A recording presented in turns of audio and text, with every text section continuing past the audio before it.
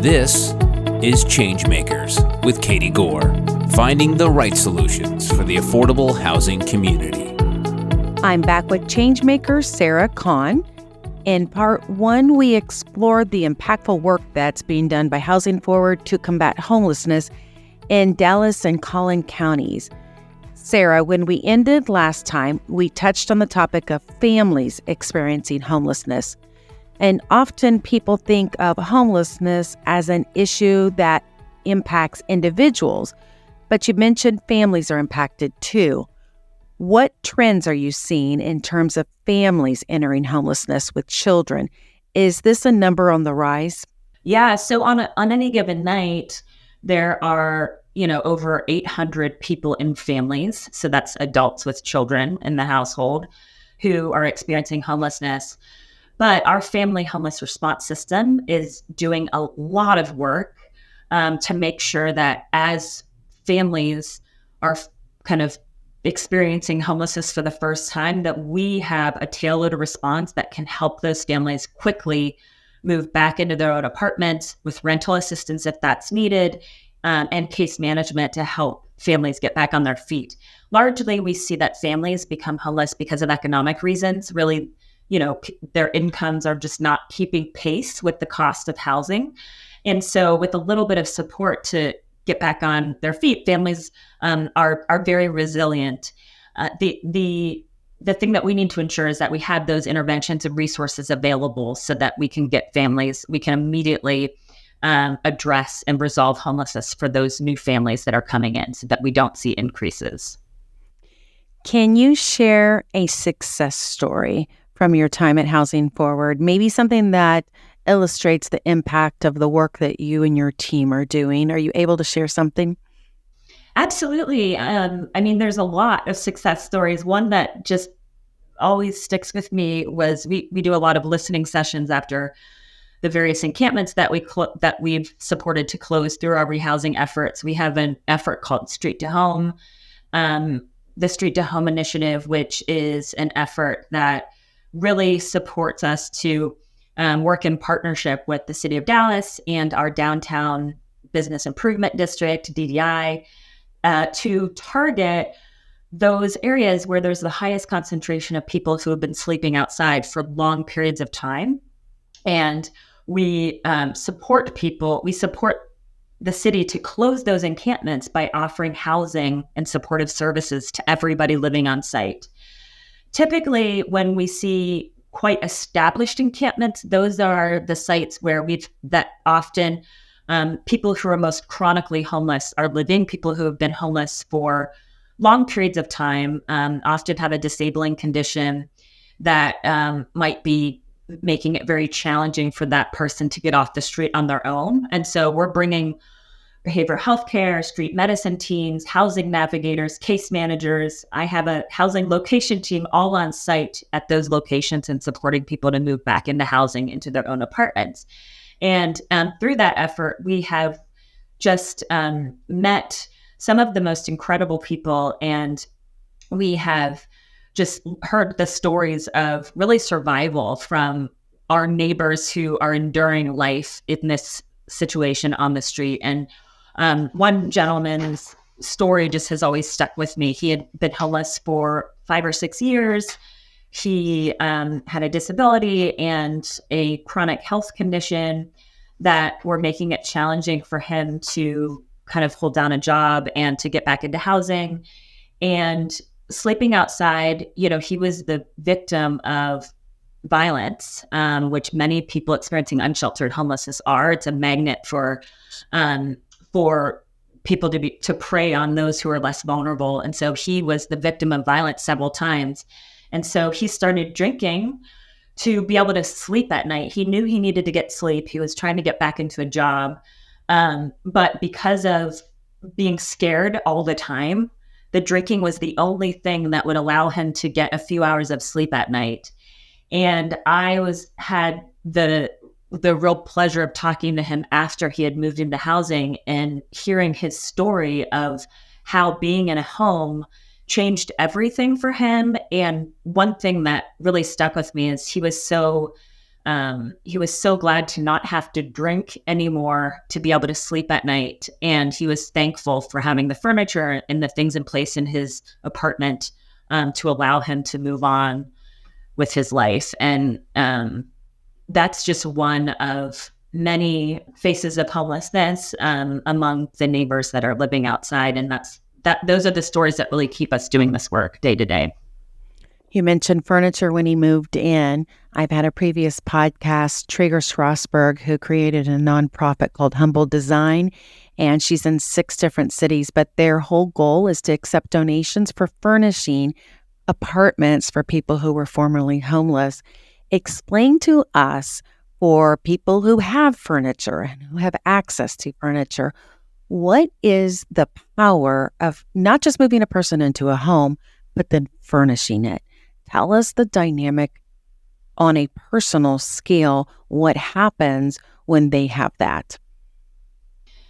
Yeah, I mean, it's critically important. And, I think our sector wasn't always able to do that systematically, to provide furniture. And we heard a call from our incredible case managers, our heroes on the front lines. We heard a call from them about how important it was to really ensure that we're not just moving people into a house.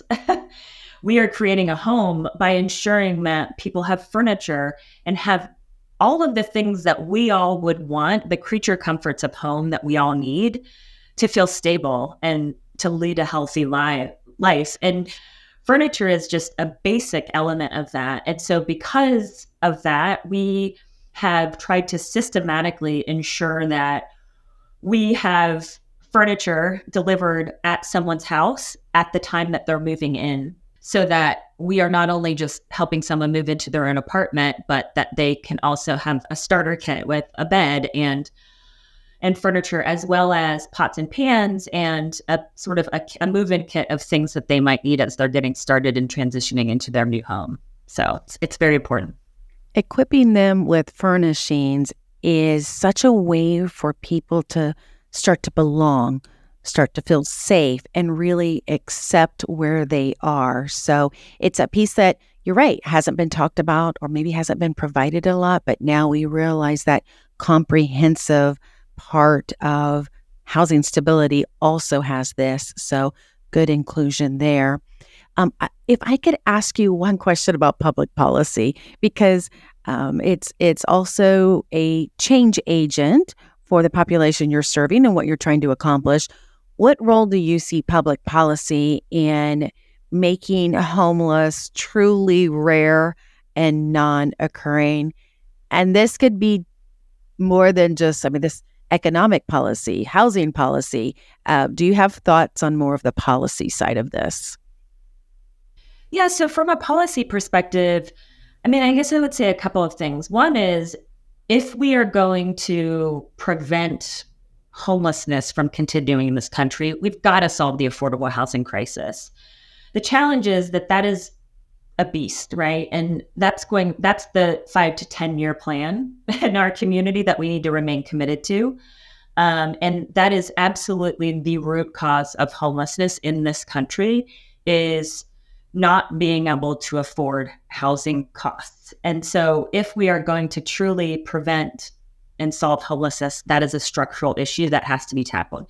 In the meantime, there is a lot that we need to do to make sure that we are ending homelessness for those who are falling in as quickly as possible, so that we can keep up pace and ensure that we don't have a huge spike of homelessness on our street. And so public policy plays a critical role in that element of the solution as well. The private sector is really funding critical funding that fills gaps, but it's really government public dollars that have to be in place and aligned to solutions that work. And I think one thing through our street to home effort that has been really, really important is we can meet the needs of our policymakers in our community and also provide a compassionate response to homelessness, right? So I know with the Supreme Court case that gave cities the ability to ticket people or arrest people for sleeping and camping. Texas has had a law like that since 2021.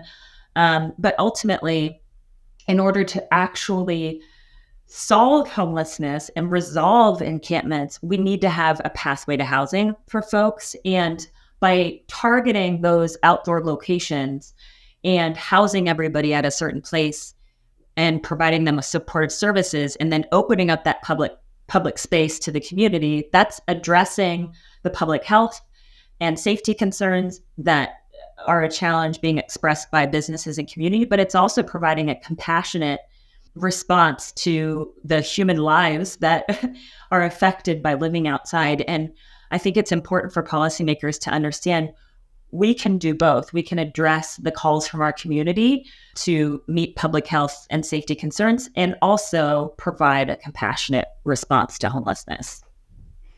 Let's talk about the data-driven approach that you employ when you're collecting and using this data to then in turn make decisions, improve outcomes, and impact policy, because you guys are doing something really unique here. Can you share some of that?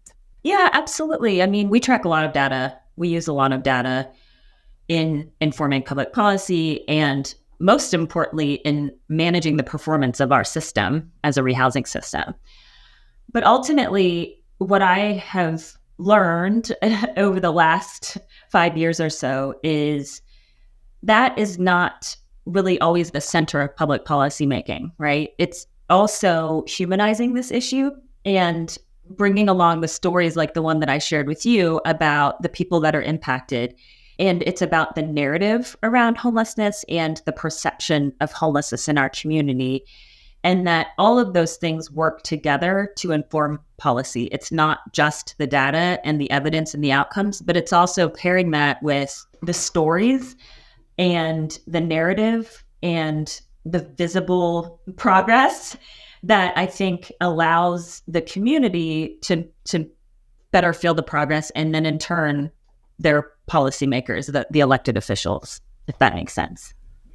If you were going to give a call to action to just a general person, not a housing person, not a caseworker, not an elected official, if you were just going to say call to action, general public, what 3 things would you want to tell them that they could do for homelessness or whatever? Yeah. First and foremost, we have some of the most incredible service providers, my heroes that I've ever worked with. And I've worked in 3 countries in a lot of cities, and I am so impressed with our service provider network. So first and foremost, volunteer, or more importantly, give money to local nonprofits that are working on ending homelessness in our community across Dallas and Collin County. 2 is talk to your elected officials at every level of government about really investing in solutions, but more importantly, about saying yes to affordable housing. Say yes to affordable housing in your own community. Tell your elected officials to say yes to affordable housing in their districts, and let's kind of stop this cycle of projects not coming to fruition because neighborhoods do not want affordable housing in their community. And then lastly, I would say just, as you've listened to this podcast, try to have conversations with family members and other community members about just some of the real solutions related to homelessness and the human face behind this population to ensure that we stop kind of the othering of this population and acknowledging that people experiencing homelessness need the same things that we all need to live a life of dignity, and that we all need to continue to move forward on this journey until everyone has a safe place to call home. So what are your long-term goals for Housing Forward? How do you envision your impact in the next 5 to 10 years? Because what you've just described as far as structural changes, mission, call to action, there's a lot on your plate in the next 5 to 10 years.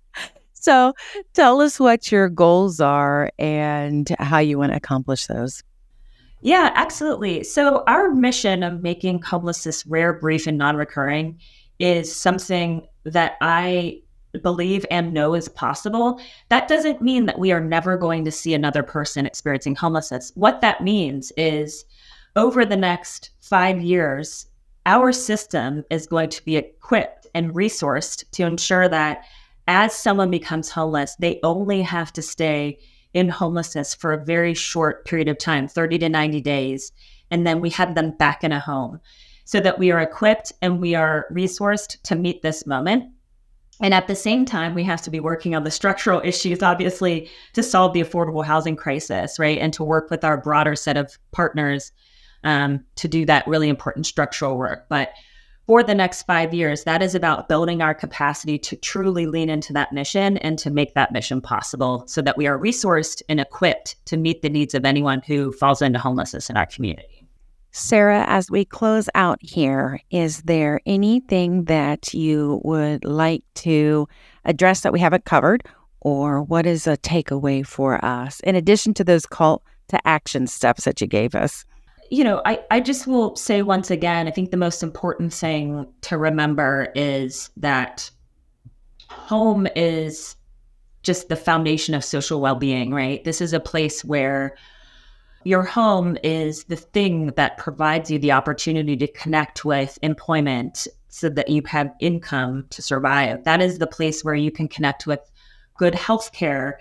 That is the place where you can do better at school and kids can thrive in education. It's the place where you can rebuild connections to family and friends. And so our sector is just very committed to ensuring that we do not stop until everyone in our community has a safe place to call home. Excellent. Thank you so much, Sarah. Again, I've been talking with Sarah Kahn, the president and CEO of Housing Forward. Thank you. Thanks for listening to Changemakers with Katie Gore. To find out more about Katie, go to quadel.com. That's QUADEL.com. This has been a production of Forbes Books Radio.